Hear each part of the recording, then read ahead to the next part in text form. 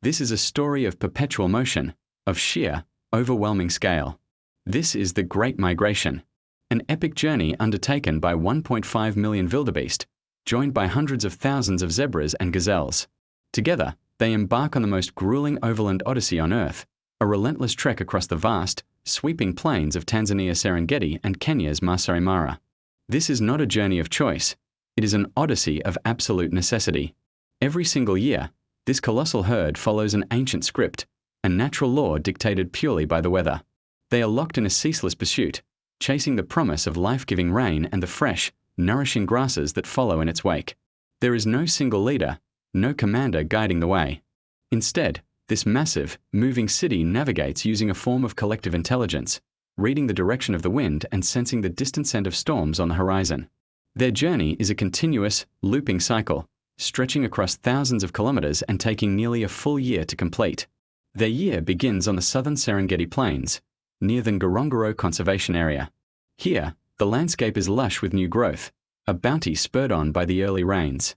This is the stage for the calving season. In a breathtakingly short period, just a few weeks, approximately 500,000 new wildebeest calves are born into the world. This synchronized mass birth is not a coincidence. It is a desperate, calculated strategy for survival.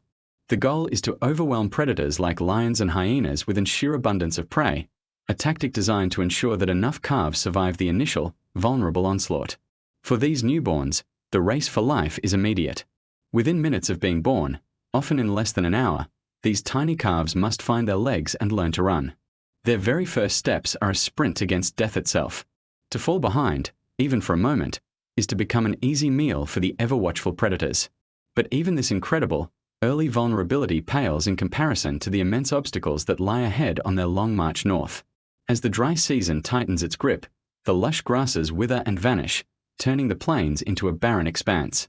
Driven by hunger, the herd pushes north, inching ever closer to the biggest, most infamous hurdle of their entire journey, the Mara River. The Mara is a fast-flowing, unpredictable artery of water, and it is here that the migration truly earns its name as the brutal crossing. Standing on the banks, the herd hesitates. An immense pressure builds from the millions behind them, pushing them forward. Yet, they are acutely aware of the mortal danger lurking just beneath the water surface. Massive, ancient Nile crocodiles, some of the largest on the continent, have been waiting patiently for this moment, for their annual feast to arrive. The tension is palpable, a silent, deadly standoff between instinct and fear. The moment the first wildebeest takes that fateful leap, all hell breaks loose. The river instantly transforms into a churning, thrashing hellscape of water, bodies, and pure, unadulterated panic. Many are snatched in an instant, pulled under by the powerful jaws of the crocodiles.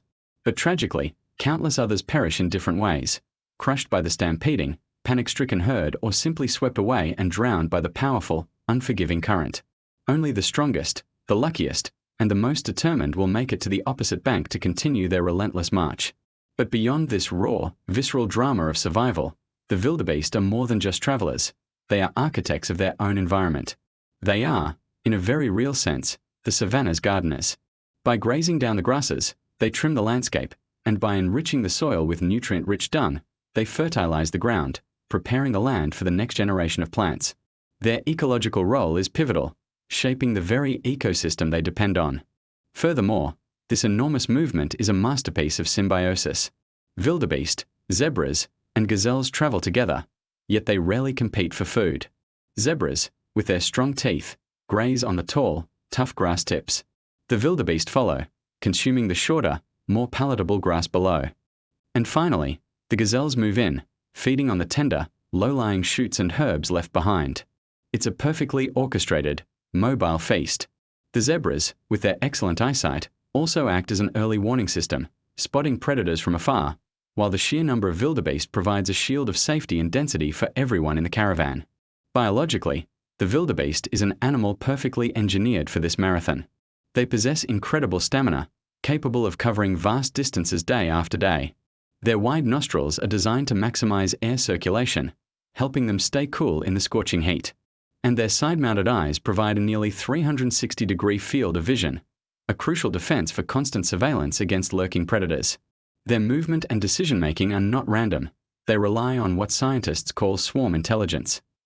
This allows the massive collective to make rapid, adaptive adjustments to their route, responding to threats and opportunities as one cohesive unit. Once they reach the richer northern plains of the Masai Mara, they enjoy a brief but vital reprieve. This is where they refuel, regain their strength, and where the mating season begins, ensuring the next generation. But the cycle is already preparing to close. Soon, the scent of rain falling far to the south, the distant promise of new grass sprouting back in the Serengeti, will begin to call them back. The journey never truly ends. It is an eternal, unbroken cycle of birth, migration, struggle, and renewal. It's a powerful, humbling reminder that here, in the untamed heart of the wild, movement itself is the ultimate measure of life.